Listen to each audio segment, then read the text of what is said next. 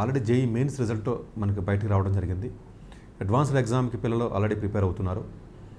But చాలామంది ఏమనుకుంటారంటే మనం జోసా కౌన్సిలింగ్ పార్టిసిపేట్ చేస్తున్నాం కదా, అడ్వాన్స్డ్ రిజల్ట్ వచ్చిన తర్వాత అప్పుడు కదా మన జోసా స్టార్ట్ అయ్యేది, ఈలోపు అసలు కౌన్సిలింగ్తో మనకు పని ఏంటి, కౌన్సిలింగ్కి మనకు అసలు సంబంధం లేదు కదా అని చెప్పి చాలామంది అనుకుంటారు. ఇది తప్పంటిది.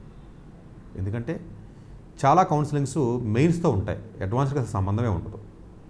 లాస్ట్ ఇయర్ చాలామంది పిల్లలు మా దగ్గరికి వచ్చిన తర్వాత చాలా బాధపడ్డారు. అయ్యో మాకు తెలియదే సార్, IIIT హైదరాబాద్ అనేది ఈరోజు మనం మాట్లాడుకోబోతున్నటువంటి కాలేజ్ ఏదైతే మనం ఉందో, ఈ IIIT హైదరాబాద్ అనేది బీటెక్ సీట్స్ ఏవైతే మనకు ఉంటాయో అవి జేఈ మెయిన్స్ ద్వారా ఇస్తారు తప్ప అడ్వాన్స్డ్ ద్వారా కాదు.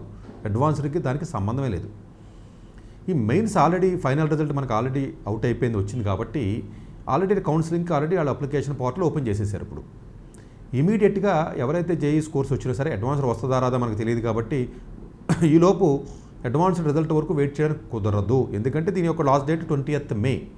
ఈ 20th మేకి అడ్వాన్స్డ్ రిజల్ట్ వచ్చే అవకాశం ఉండదు కాబట్టి ఈలోపే దీని డెడ్ లైన్ క్లోజ్ అయిపోతుంది. కాబట్టి మీరు మరీ అంత ఓవర్ కాన్ఫిడెంట్గా ఉండకుండా, ఎందుకంటే చాలా ఐఐటీస్ కంటే IIIT హైదరాబాద్ చాలా బెటర్. జస్ట్ టాప్లో ఉన్న 5-6 ఐఐటీస్ తప్ప మిగతా ఐఐటీకి వెళ్ళకపోయినా ఒకటే దీంతో కంపేర్ చేస్తే. అవి బాగాలేదని కాదండి, ఏ తిరుపతి వాళ్ళకి థర్డ్ జనరేటెడ్ ఐఐటీస్ వాటికి వీటికి పెద్దగా మీకు ఉపయోగం ఉండదంటే ఇక్కడే కొంచెం బెటర్గా ఉంటుంది. పర్టికులర్గా హైయర్ స్టడీస్కి వెళ్ళాలంటే ఇది ఫార్ బెటర్ది.